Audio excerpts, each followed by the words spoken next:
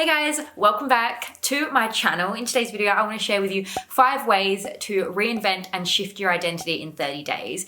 And I think my favorite thing about these 5 tips and these 5 techniques I'm going to share with you is number 1, they all work in conjunction. They all work together to get the best results. So make sure you try to implement and use these techniques all together.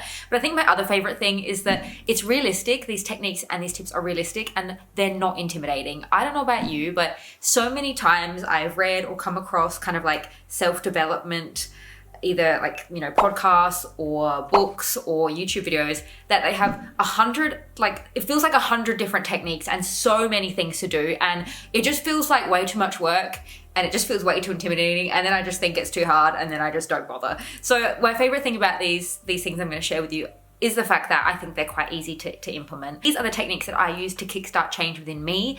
And for me, I've been on and off, like in and out of these changes for what feels like a good few years. But to be honest, they are possible to do within 30 days. And I'm going to tell you why. I just want you guys to be able to kind of shortcut it and get to the end result quicker than what I was able to. That's what I'm hoping for out of today's video. So we're going to get started with number 1.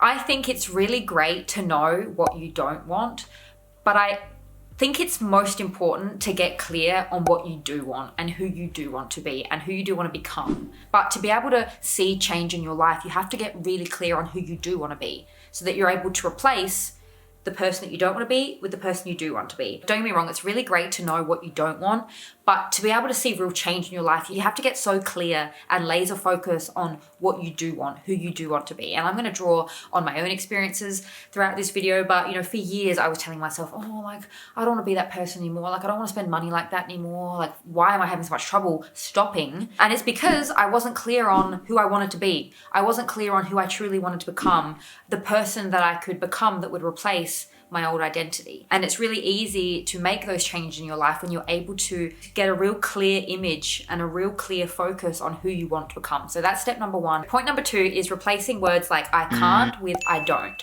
And again, I'm going to draw from my own experiences in this particular point, but as soon as you are able to take back the power of realizing that you do not or you don't engage with certain behaviors, it's a lot easier to see change in your life. And the most simple example I can give you is maybe diet related. So for me, I used to be a Coke Zero drink. Like, I used to drink Coke Zero every day. I used to drink it every day. And I used to actually,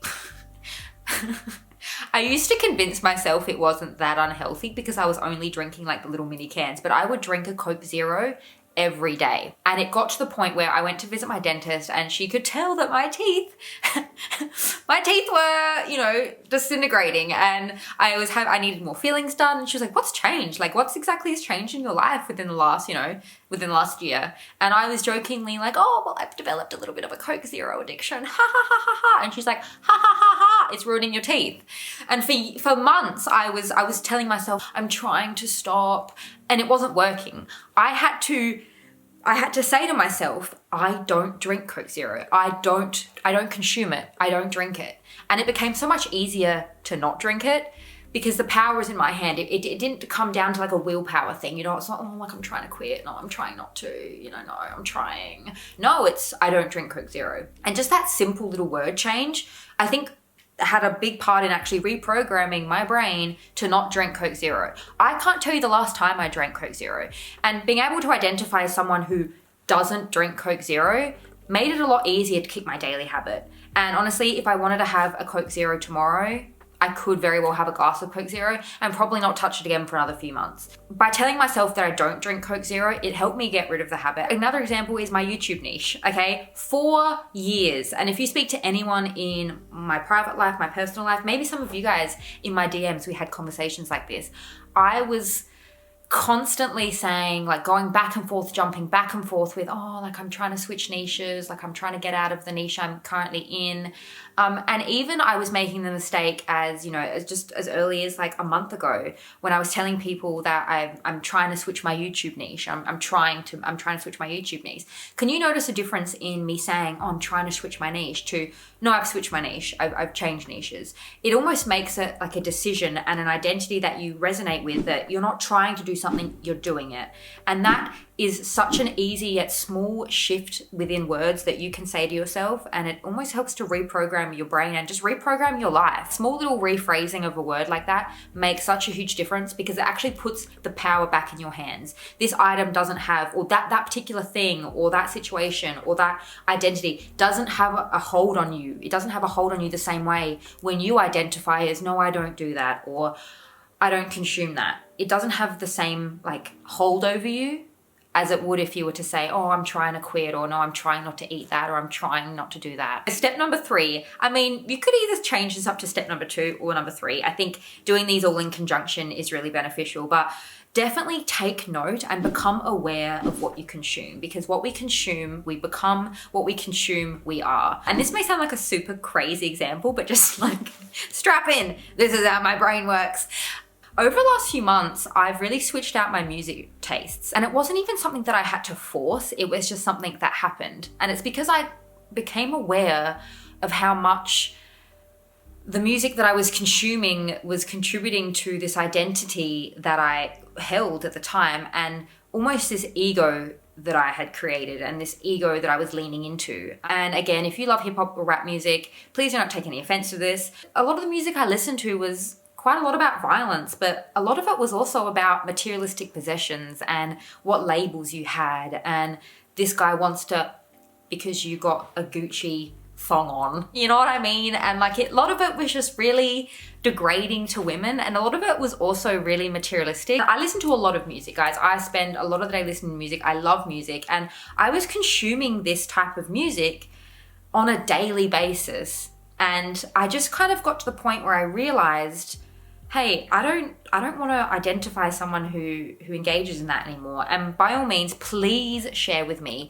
if you have any hip hop or rap artists or specific songs that you like that don't talk about women in a degrading way, or, you know, rap about more meaningful things. I'm not talking about like, you know, people or, you know, like and a lot of those words are probably going to be bleeped, but I'm sure you get the picture about what I'm trying to say. Please drop them in the comments down below, because of course I have managed to find, and I do have a few artists and a few specific songs that I actually not even artists, a few specific songs that I still like because they don't degrade women or they don't speak about violence and things like that. Their songs aren't all about logos and labels and like degrading women and violence and that kind of stuff. So if you have any recommendations for music, especially within the rap and hip hop genre, I'd really love to hear those, and please share with me those in the comments down below, because hip hop and rap was such a big part of my life, especially throughout my early 20s. It was such a huge part of my life. And I think when I realized the connection between my own self-worth and kind of the hatred that I had for my body and my appearance, and the fact that my butt wasn't big enough or my titties weren't big enough, or the fact that, you know, I needed to be dripped head to toe in logos to feel sexy and wanted and desired, a lot of those things I think came from the amount of music that I was consuming and the lyrics within the music that I was consuming. Definitely take a look at what you consume, and it's not just music. Maybe it's, you know, the type of TV shows that you, or movies that you consume, the type of social media feed that you currently have, the algorithm that's set up for you. Take a really good look at what you consume, because a lot of it does affect your identity and who you are. What you consume on a daily basis, you become. You know, people who eat fast food, breakfast, lunch, and dinner eventually become unhealthy. It's the same with type of music or social media feed or whatever you're surrounded with on a daily basis is what you become. And I think I hadn't realized how much I changed until just like 2 months ago. I booked tickets. I bought a ticket to a specific rapper, a hip hop artist that had came to my city. And I'm not going to mention his name, but you know, my sister and I had bought tickets like months ago for this particular show. And I have never left a concert midway through up until then. And my sister and I both left, and we, you know, ducked across the road to the pub, and we just had a few drinks and chatted. And I didn't realize how much I changed until I was at that particular event and just did not recognize myself and didn't even feel a connection to the music or the people around me. And it took the lyrics, and again, I can't even really say them, so it's going to be bleeped, but you know, just use your imagination. It took the lyrics, like it was literally something like, my so good for a bag of And then it was something about how good almost as good as a gay guy. All the people around were like, yeah. And I just was like, I can't do this. Like, I can't do this. This isn't me. And it's so degrading and it feels so degrading. So my sister and I both just looked at each other and we're just like, let's get the hell out of here. So yeah, I think taking a real good look around and just kind of having a little bit more self-awareness of what you consume is a really big part of your identity and who you are. So step number 4 is to close the doors. And I think this is something that a lot of people, including myself, used to have so much trouble with.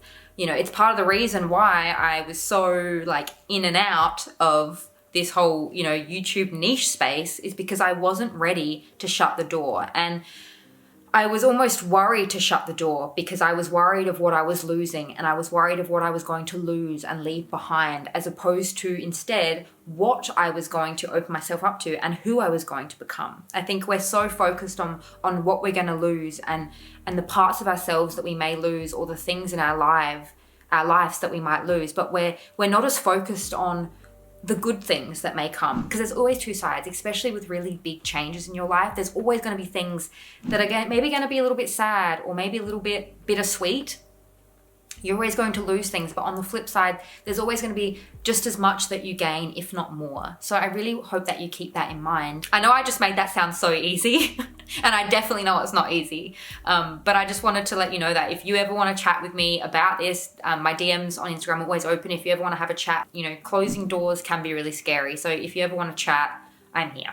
Okay, so step number 5, that again, this was always in the back of my mind throughout all of these steps that I mentioned today, which is why I think they work so well all in conjunction with one another. And that is to build positive daily habits that can replace the old daily habits of your old identity that you no longer want to resonate with. These daily habits will support your new identity. I think as human beings, I think maybe it's just part of our makeup, but I've definitely noticed this about myself. It's so easy to underestimate our daily habits. You know, we look at who we want to be in a year, or we look at who we want to be in 5 years maybe, or we even just look at who we want to be in, 6 months. And it seems so far away and it seems so daunting. But I think what we do is we underestimate our small little habits that we can do and, we can incorporate on a daily basis that can get us to where we want to go and that can ultimately change our lives. Like, the things we do on a daily basis have so much power. And I think sometimes we forget about that. We forget about those small daily habits. And everything that I've shared with you today, every single point or every single example that I've shared, I've managed to find healthier alternatives or a different habit that I can replace my old habit with. At the moment, currently, you guys may know I'm doing a 30-day challenge, meditating for 10 minutes a day. And it's going really well. So if you want to join me, I highly recommend. But, those 10 minutes that I've been taking the time to meditate has replaced 10 minutes of my scrolling Instagram and TikTok. So these little habits that we can find, these daily habits that support our new identity, can eventually replace our old habits. A bit of a bonus thing that I want to leave you with. These are tips and techniques that I came to and that took me years to come to. But like I said in the title, you can do this and you can create and kickstart this change within 30 days. I truly believe that. And this is a little bit of realization that I came to that, again, I want to leave you with. You guys, if you've been on this channel for a while, if you've been with me for a little bit, you would have recognized a small glimpse of where I was trying to head 2 years ago. I unfollowed influencers and I was really lost and unsure. And again, that was going back to my first point. That was probably partly because I knew what I didn't want to be and I knew what I wanted to stop doing, but I didn't know who I wanted to become and I wasn't clear on what I wanted and who I wanted to become. But one thing I wanted to leave you with is, a few people since switching niches and since moving away from the luxury community and since, moving away from obsessively and excessively buying, I've had a few people ask me, how did you come to this point? Like, how did you get to this point? And, in the beginning, and you may have even heard me say, it took me 2 years to get to this point. When in actual fact, I don't believe that anymore. I think it just took me 2 years to make the decision to get to this point. You've heard someone say, it took me 3 years to quit smoking. It took me 3 years to give up smoking. When in actual fact, I personally think that's okay? It took you 3 years to decide and to make the decision and to make the decision that you were going to switch your identity. And because that's what I believe, everything that I've moved away from, every bad behavior or bad habit or every big change that I've made in my life that involved me having to move away from an old identity or to let go of an old part of myself, it just took one split second. It took a split second to make the decision. But I think I was always falling in the habit and always kind of letting fear get in the way, and I would spend months, if not years, thinking about it, but not really ready to make the decision. So that's what I want to leave you with. And I really hope that you enjoyed today's video. Please share with me what you think of the things that I shared today. If you have anything to add to this list today, please share with me that in the comments down below. And I'd love to hear what you think of my techniques and my tips. Please share with me those in the comments down below. I'm going to have another one linked to you right here. If you haven't had enough of me just yet, feel free to join me over there. Thank you so much for joining me in today's video, and I will see you in my next one. Bye.